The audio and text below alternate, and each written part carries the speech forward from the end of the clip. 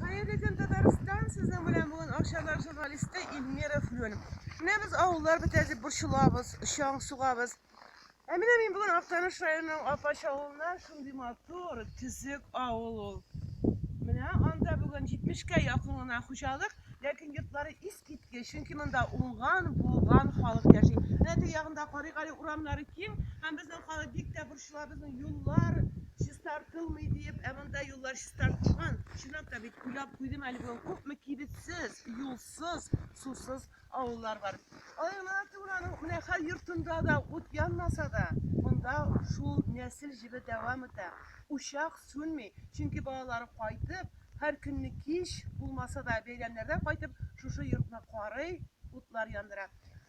Fakat daha yaşını bektim dedi, onlarla tanırda konuşan o işini, varsa da onların varsa sizin yanayları bilen kutlu. Ha, sizge selam eyte. Apaş halkı Tataristan halkına selam eytemiz.